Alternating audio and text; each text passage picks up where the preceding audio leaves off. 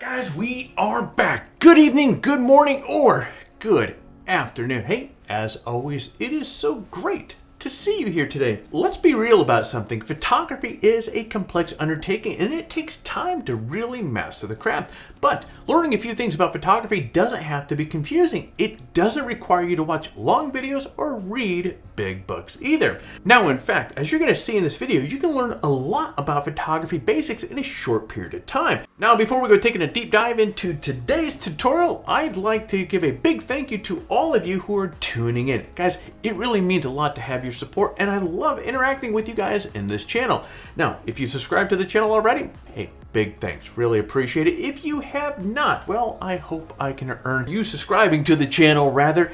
So by subscribing to the channel, first off, let's call a spade a spade. It's going to help you stay on top of the content that we go pushing out, but it also brings you into our family. Plus, the real bonus to this is each month we have giveaways where we give away a lot of photography gear, and by subscribing to the channel is one of the requirements for you to be eligible to win some of these prizes. So to break that down real simple, if you subscribe, you can learn not only about photography, but you might pick up some really cool gear along the way. So with that out of the way, pull up a seat and let's go.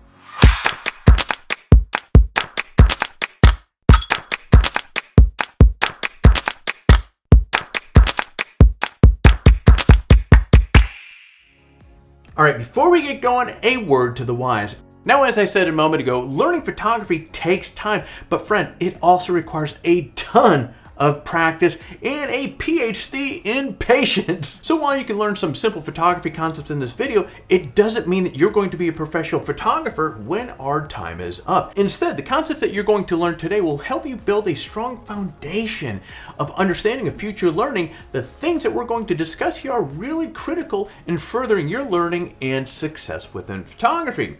But I just wanted to give you that disclaimer up front. These are important topics to discuss, but there will be a lot more work ahead of you to really build off of these concepts and skills to become a solid photographer. So without further ado, let's get to it. All right, before we continue, just a full disclosure. It is now 8 p.m. or a little bit after 8 p.m. and we are editing this video to go live to give it to you tomorrow. And it was noticed that during a certain segment of this video, right where we're cutting in right now, my EOS R, which is the main camera here, was focused on this photo behind me and not my face. All it's on face detect and everything else, so we're not sure what happened with that. But seeing that we're going to be talking about aperture and depth of field and stuff like that, I couldn't keep that in there. So we're reshooting this, so you're going to notice a little bit of a lighting difference. Okay, back onto aperture. Now, the aperture refers to the size of the lens opening. It controls the amount of light that enters into your camera. Naturally, a smaller lens opening means less light is going to hit the camera's sensor, while a larger lens opening means more light is going to hit your camera's sensor. Now, aperture is measured in f-stops like f2.8, f4, f8, and f11, and so on. Now, the smaller the aperture number, the larger the aperture opening. The smaller the aperture number, the larger the aperture opening. So f2.8 is a large aperture opening, while f22 is a small aperture opening. Now, in addition to controlling the amount of light, the aperture also influences the depth of field. Now, depth of field refers to how much of the scene is in front or behind the focal point of focus. Now, there are other factors that change the depth of field, but all else being equal, the smaller the f number, the shallower depth of field. For example, if you're taking a portrait and you want the background to be nice and blurred behind the subject, like shown here with my co-pilot today, a aperture of f1.2, f1.4, f2, or f4, all of which are small f numbers, will give you that beautiful blurry background that you want. In this case, I used aperture f2. Now, conversely, if you're photographing a landscape or a portrait and you want the maximum depth of field, an aperture like f8 or f11 or f16. Now, all of these are large f numbers. This is going to do the trick. Now, in the same frame as above, you can see what happens to the background when a smaller aperture, like in this case, f10, was used. Now, here's another image for you to take a look at that was just recently taken out at Glamis. You're going to notice that everything is in focus, from the textures in the foreground sand to the distant mountains. That's because a larger f number, small aperture, F14 was used to maximize the depth of field. Moving on to shutter speed. Now the shutter speed controls the duration of light. Shutter speed is measured in seconds and fractions of seconds, like for example 1/100th of a second, 1/250th of a second, 1/500th of a second, and it goes all the way up to 1/8000th of a second on some cameras. Shutter speed goes the other way as well. 1 second, 5 second, 10 second, and so forth. It goes all the way up to 30 seconds on most cameras. You can actually extend the shutter speed even longer, like minutes or even hours with a intervalometer. Now, of course, the longer the shutter speed is open, the more light that is going to come into the lens or onto the sensor. So a shutter speed of 5 seconds results in more light than a shutter speed of 1/500th of a second. In addition to controlling the duration of light, the shutter speed also controls motion blur. So in this shot in which a helicopter that was fighting fires here just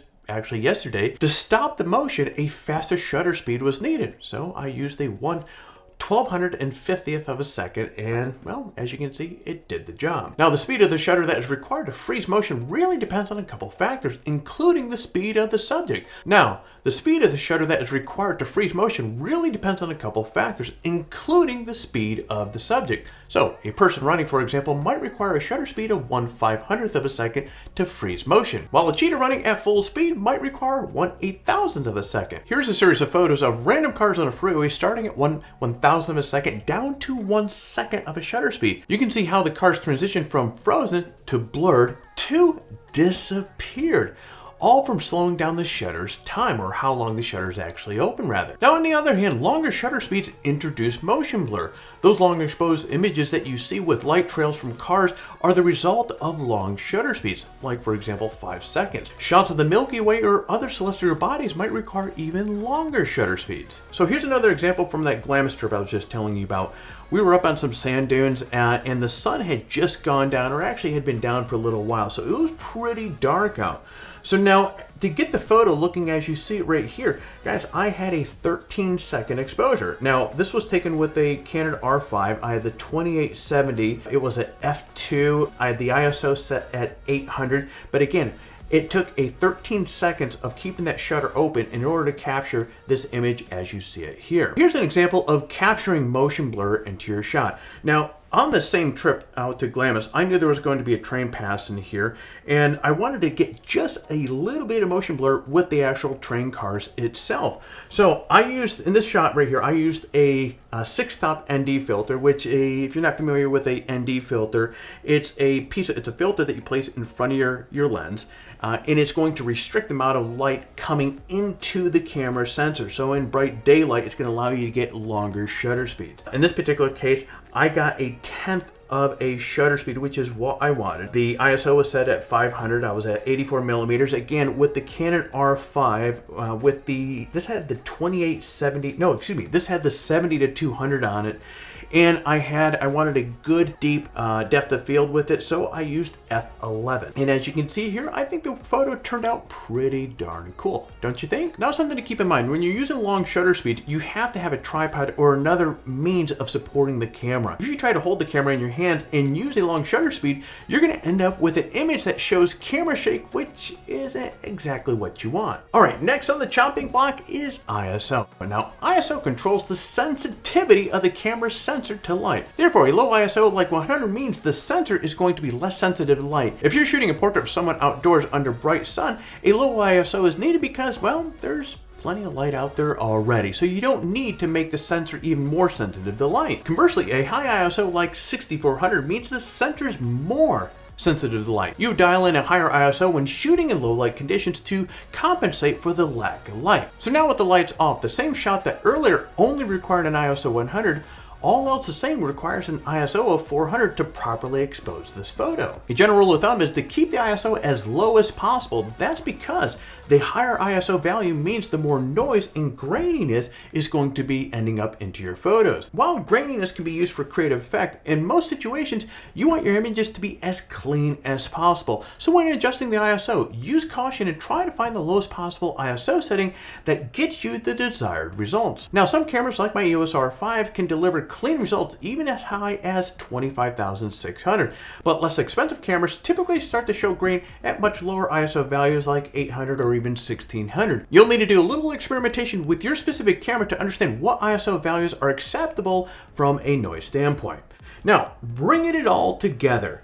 Using these three exposure settings together will help you take better shots. The question is, how do you make adjustments to all three? These settings will require some tweaking depending on the situation. For example, if you have your aperture, shutter speed, and ISO set, but the image is too bright, you're going to need to make an adjustment to darken the image. The first thing to do in this situation is to lower your ISO if possible. If the ISO is already bottomed out, the next step that you can do is speed up the shutter speed to reduce the duration of light coming in. If the image is still too bright, use our higher f-stop to reduce the amount of light entering into the lens. Now, on the other hand, if the image is too dark, the first step is to slow down the shutter speed if possible. If your shutter is already as slow as you can make it without introducing unwanted motion blur, the next step is to use a lower f-stop. Now, this is going to reduce the depth of field, so keep an eye on that as you change the aperture. The last resort is to crank up the ISO until the image is at the level of brightness that you want. So let's give you another example here. So here's another shot from this series of shots that I took earlier of my son.